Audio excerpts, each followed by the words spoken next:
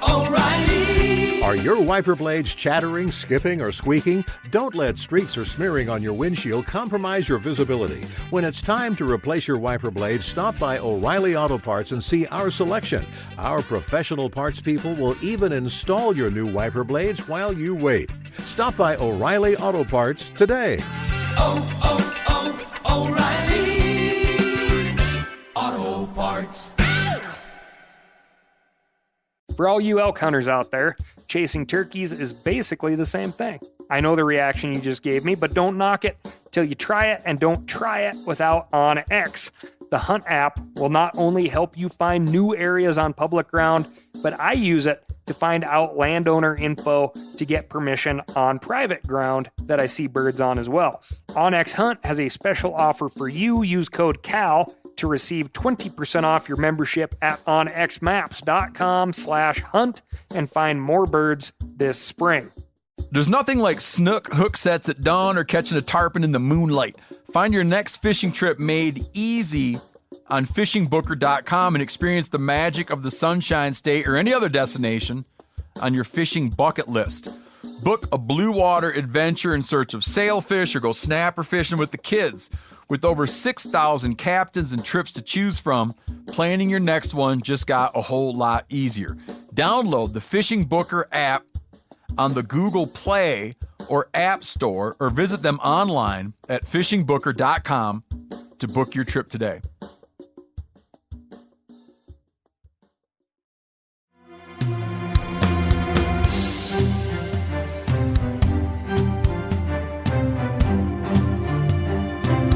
From Meat Eater's World News Headquarters in Bozeman, Montana, this is Cal's Week in Review with Ryan Cal Callahan. Now, here's Cal. A 57-year-old Wisconsin barge pilot caught a 57-inch muskie. For those of you not in the know, a muskellunge, or muskie, is a big, mean, toothy freshwater predator fish, the largest in the pike family. They do, on occasion, grow beyond the 57-inch mark. The all-time tackle record is a 60 1/4-inch fish. That one was recorded all the way back in 1949. That muskie reportedly weighed 67 pounds and was 34 inches around. That's a big fish. Now, I know what you're thinking. Must have been one hell of an angler to hold a record for more than 70 years. If you were to look that angler up, you'd find his name is Cal, by the way. Just making sure you have all the facts is all. Outside of that smart, cagey, and probably good-looking old angler, the state of Wisconsin accidentally shocked a larger fish at 61 1/2 inches in 2019. That was electric bycatch, not a rod and reel record, to be clear. And just so you know, that 61 1/2 incher is still swimming around. So if that doesn't motivate you, I don't know what will. Muskies have rows of razor-sharp teeth akin to concertina wire, but they don't chew or tear through their prey. They use them to seize quarry before swallowing it whole head first. You'd be tempted to think that muskies, given their size and gnarly teeth, would feed constantly, but they actually have relatively slow metabolisms, especially in cold water, which is partly why they're so hard to catch. They're called the fish of 10,000 casts. A big, full-grown adult muskie may need to eat only a few times per week, or as common angler wisdom holds, about once every 3 days. They do a lot of sitting, waiting, and watching for prey. All this to say, yes, the muskie is cool, it's hard to catch, and yes, it can get bigger than 57 inches, which makes them special. But your general muskie may not be as special as this 57-incher caught by Lee Franzen. Lee is a die-hard angler who spends a crazy amount of time on Lake Michigan's Green Bay. According to Lee, it's both his office and his playground. Green Bay is, of course, the namesake of the football team, the Green Bay Packers, but that's not all. It's one of the largest bays in the country, at about 120 miles long, goes between 10 and 20 miles wide. The Indian tribes native to the area, including the Winnebago and the Menominee, The tribes then called it the Bay of Stinking Waters, which 17th century French settlers would translate to La Baie des Pointes. I am Pepe Le Pew. The serious stank owed to a few different factors: overabundance of algae, stagnant water, and a lot of marshes, and marshes are decomposing stuff all the time, that nice smelling, really rich black muck. Anyway, unfortunately, and not coincidentally, the bay got even stinkier as more Europeans filled in the country. Stinky Europeans is just too easy of a joke, so we'll skip past that. Comment allez-vous this fine morning? In 1987, the EPA identified Lower Green Bay as an area of concern because of the contaminated sediment and the overall poor water quality from agricultural runoff and industry pollution. Fish-killing dead zones now form in the bay. One of the largest, in 2012, covered 40 square miles. That's roughly a third of the entire bay. I'm bringing this up to give you even more context as to how special this muskie is, so stick with me. Because of all the pollution and because of habitat loss and commercial fishing, the bay's legendary muskie population became all but extinct by the late 1980s.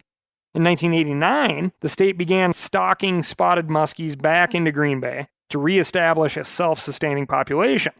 It is this population that Lee's giant muskie came from. That's called conservation success after conservation failure, which unfortunately is a well-established pattern.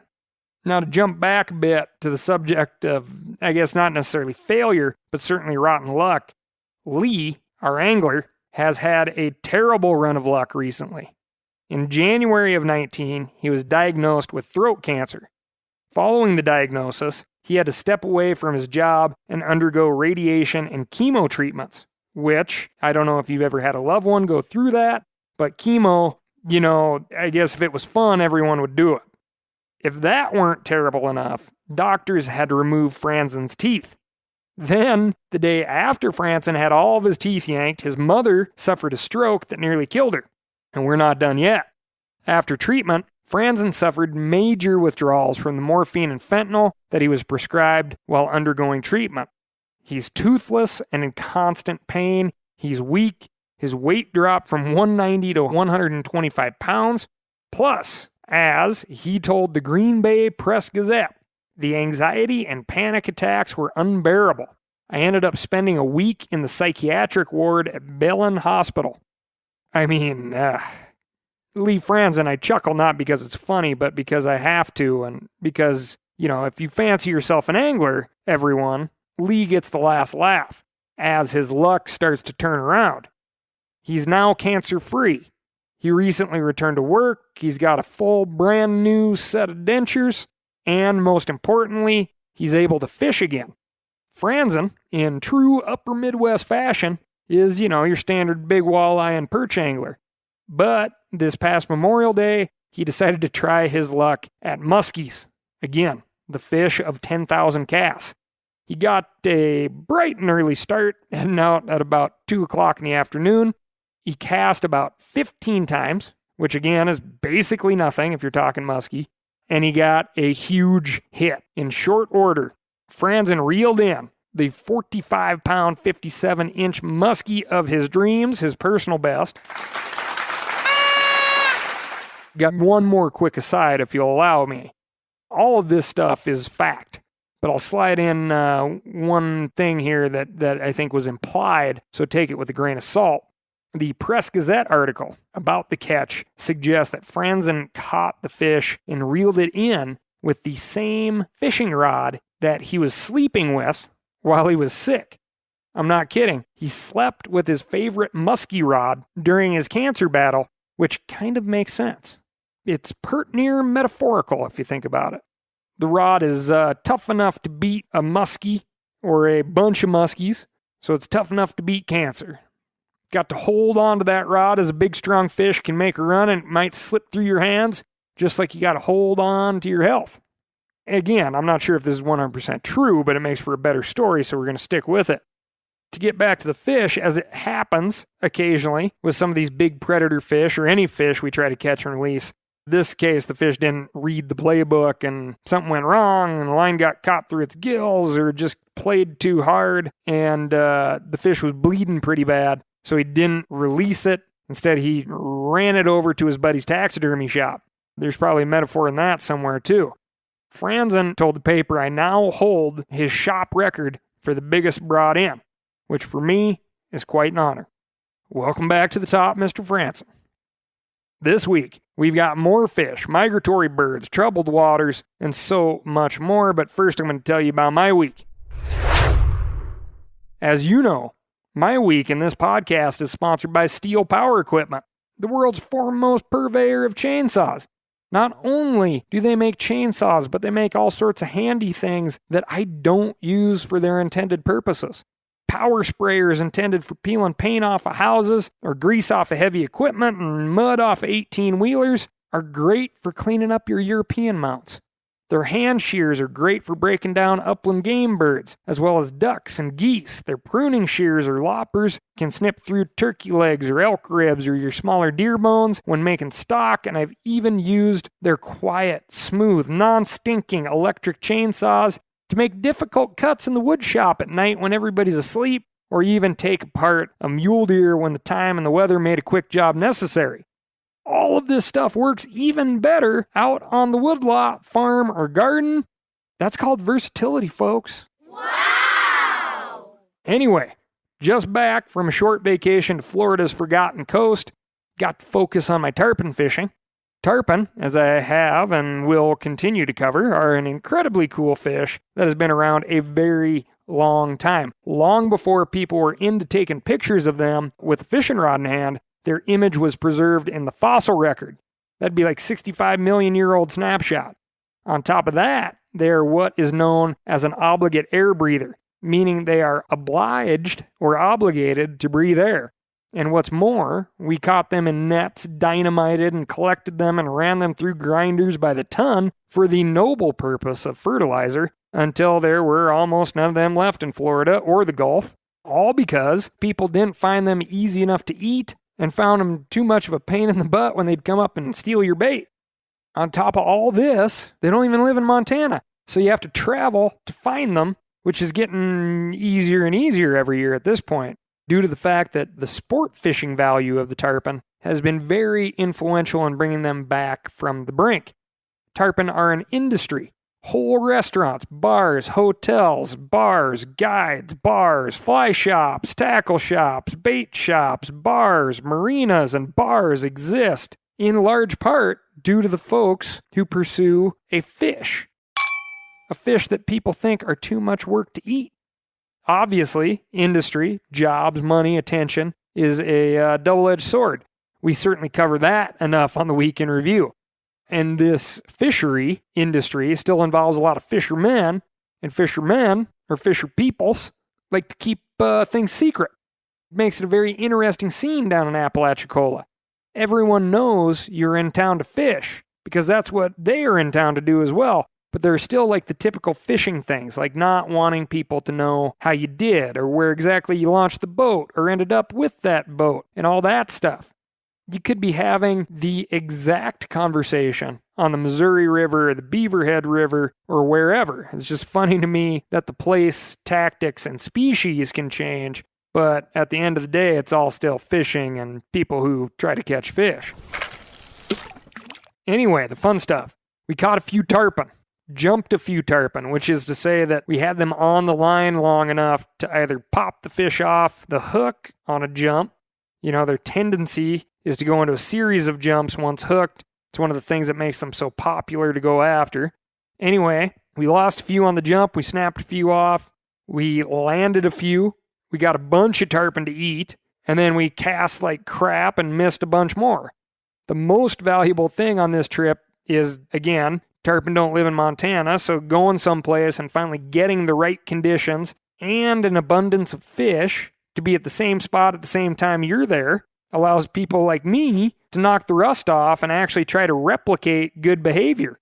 For me, it is even hard to say that I, as in myself, caught fish because of the education I got from my friend Brian Broderick, who is the dude who happens to own Day 6 Arrows and Broadheads. So, if you're in the market, check them out. And our guide, Giroux Brewer. Giroux is a fishy dude. And between those two, the tarpon catching experience is absolutely invaluable to someone like myself. For instance, the first fish I caught, it took 30 minutes to land, and I was working my butt off. I had a 12-weight rod that you could almost touch the handle to the tip on. It was doubled over so hard. Felt like my arm was going to seize, and all the water was going to leave my body. I was sweating so hard. After we released that fish, Giroux and Brian took the time to say, "Okay, that was neat. Congrats on your first real fish. But here are all the things that you did wrong and why that is wrong. And here's how to do it better next time." And there was a next time and a time after that. So you got to actually put that stuff into practice and try to cement that in memory. Every fish after that first one, we got to the boat between 9 and 14 minutes with way less effort. If you ever find yourself hankering to check this game out, look up Giroux Brewer and Doug Henderson. Darn good, knowledgeable, patient tarpon guides. You can get to them through gbflyfishing.com. That's Giroux Brewer flyfishing.com, gbflyfishing.com, and saltedflatsflyfishing.com. O'Reilly Auto Parts are in the business of keeping your car on the road. O'Reilly Auto Parts offer friendly, helpful service and the parts knowledge you need for all your maintenance and repairs. I don't know if you stopped in at an O'Reilly lately, but I use one because we have one right not too far from my house. People there are super helpful. I don't care if I'm getting boat batteries, car parts, whatever. Love those guys. They got thousands of parts and accessories in stock, either in-store or online, so you don't have to worry if you're in a jam. The team at O'Reilly Auto Parts can test your battery for free, in or out of your car. If it needs to be replaced, they'll help you find just the right battery for your vehicle. If you need your windshield wipers replaced, a brake light fixed, quick service, they'll help you find the right part or point you to the nearest local repair shop for help. Whether you are a car aficionado or an auto novice, you will find the employees at O'Reilly Auto Parts to be knowledgeable, helpful, and best of all, friendly. The professional parts people at O'Reilly Auto Parts are your one-stop shop for all things do-it-yourself auto. You can find what you need in-store or online. Stop by O'Reilly Auto Parts today or visit us at O'ReillyAuto.com/meateater. That's O'ReillyAuto.com/meateater. For all you elk hunters out there, chasing turkeys is basically the same thing. I know the reaction you just gave me, but don't knock it till you try it, and don't try it without OnX. The Hunt app will not only help you find new areas on public ground, but I use it to find out landowner info to get permission on private ground that I see birds on as well. OnX Hunt has a special offer for you. Use code CAL to receive 20% off your membership at onxmaps.com/hunt and find more birds this spring. Now, a lot of you guys are familiar with the old hunting tradition of eating, some organ, the heart or a chunk of liver off the first animal you kill. I had that when I was a little kid, and it was a big deal.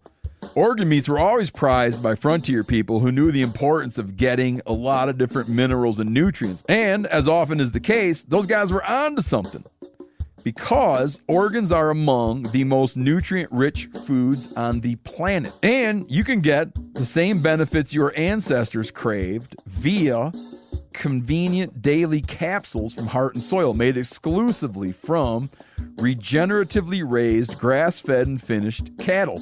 Heart and Soil's unique freeze-drying process means all those important nutrients are trapped in, ensuring you experience every one of the benefits of nature's superfood in a clean, convenient, taste-free capsule. Find out more at heartandsoil.co and make sure to use code MeatEater for 10% off your purchase. That's heartandsoil.co. Use the code MeatEater. All right, moving on to the bird desk. As in, this next one is for the birds. The U.S. Fish and Wildlife Agency recently released a draft environmental impact statement for a Trump administration plan to limit migratory bird protections. And this is not just another boring bureaucratic report, I promise. In short, The Trump administration wants to change the Migratory Bird Treaty Act so that oil, gas, and electric companies are no longer fined for incidentally killing birds. Right now, companies are criminally liable if they kill migratory birds by, say cutting down trees or spraying pesticides where they shouldn't be. For instance, because of the Migratory Bird Act, BP Oil paid $100 million after the 2010 Deepwater Horizon oil spill killed 100,000 birds. The Trump administration's plan would do away with such penalties, scrapping regulations that have been in effect for a century.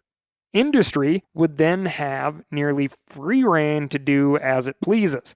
This new Fish and Wildlife report states that vulnerable species could decline to the point of being endangered, which I think everyone should find troubling. As even if you don't care so much about the species, if you're one of those people,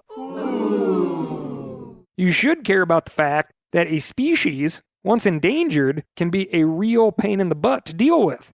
As in the convenience factor when playing or, building something or doing your work that every human really values and enjoys gets, way, way, way less convenient when endangered species habitat is where you want to play, build, or work.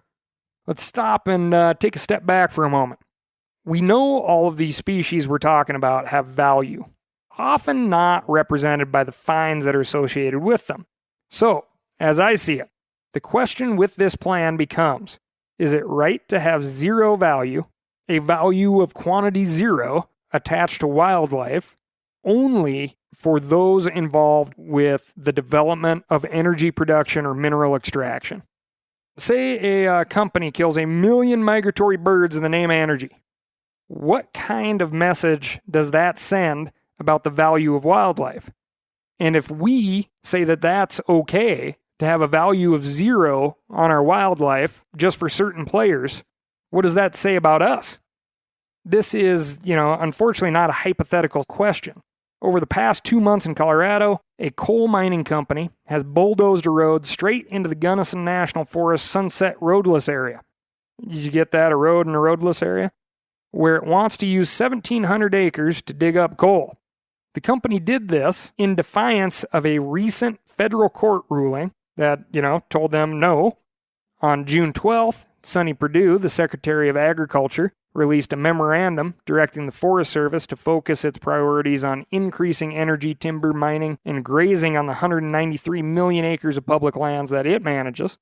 Forest Service land has always been managed for both recreation and for development.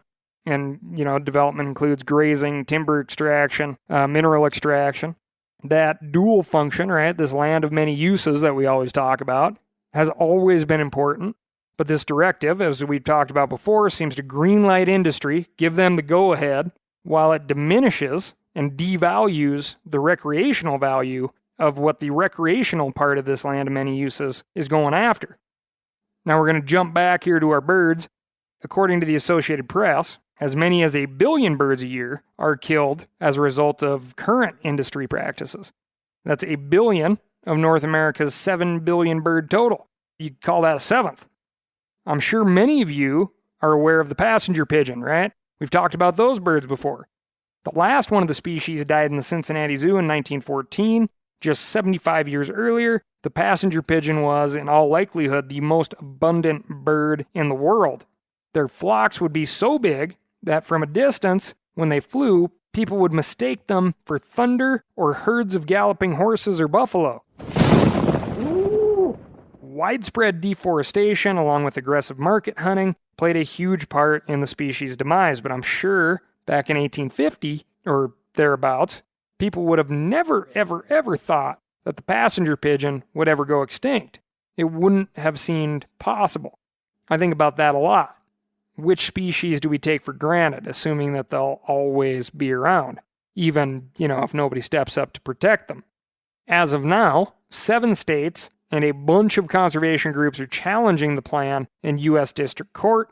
For you folks at home, call up your local representatives if this sort of thing matters to you, as I suspect it does. You can find Sonny Perdue's order at USDA.gov, by the way. Read it for yourself. I encourage you to do so.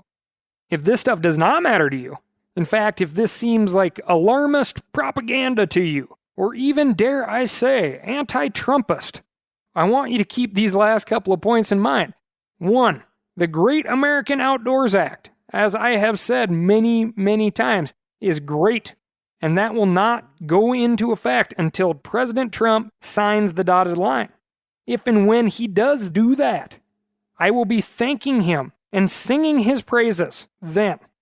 The Trump administration is getting actual funding behind migration corridors. I will sing that man's praises for that. That does not mean that we are then obligated to give the president or any one of our elected officials a free pass on detoothing the EPA or the Clean Water Act or anything else that you don't like. That is our job as voting citizens. It is not to sit back and say, well, I do vote every 4 years. As for this migratory bird situation, I really want to ask you this. In your own backyard, your kid has a Red Ryder BB gun, just like he or she should. You'll shoot your eye out, kid. And unsupervised, they're back there trying it out and probably killing every bird that lands at the feeder. Is it right that that little backyard assassin of yours could be punished and held accountable for the death of a single migratory bird when one energy-related industrial operation with a far greater impact, a potentially population-level impact, is not held accountable? Moving on to the invasive species desk. Utah Department of Natural Resources is officially telling folks to get out and get after the bullfrogs. Bullfrogs started staking their claims in still water bodies along the Wasatch Front sometime in the 1970s. Now they are prolific, large, in charge, and tasty. As we've talked about, bullfrogs only limit what they will eat by what they can stuff in their mouths. Snakes, mice, birds, frogs, toads, invertebrates, fish, you name it. Whatever concoction they inhale makes them very tasty. Frogs' legs are delicious and easy to prepare. Common ways of harvesting bullfrogs include, but are not limited to, hand grabbing. No need to explain that one. Gigging, a pole with a fork or a hook on it, is used to impale or, hook your catch. And the use of fishing gear to cast and snag frogs is a common one also. We used to use a combination BB gun to the frog and then use a fishing pole rigged up with a little spinner with a large treble hook to retrieve them. A spinner seems to fly better than just a bare treble hook, is the reasoning there. You're a little more accurate. Here's a note for potential frog hunters in the state of Utah.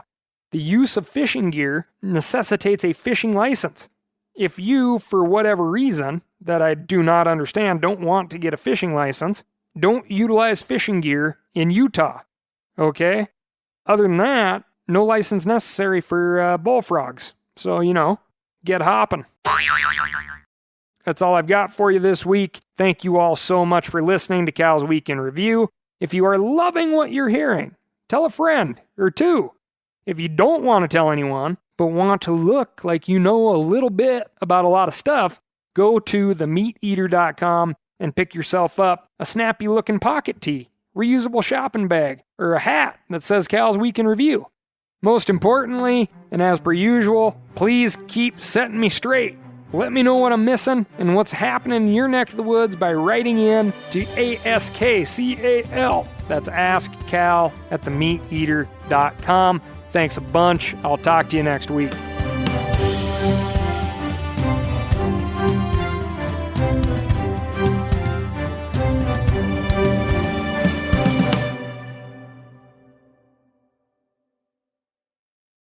I'm sure a lot of you guys remember the old ceremonial hunting tradition of eating the heart out of the first animal you kill. Meat from those organs are among the most nutrient-rich foods on the planet. You can get those same benefits your ancestors craved via convenient daily capsules from Heart and Soil. Find out more at heartandsoil.co. And remember, use code MeatEater for 10% off your purchase. Outdoor adventure won't wait for engine problems. Things like hard starts, rough performance, and lost fuel economy are often caused by fuel gum and varnish buildup.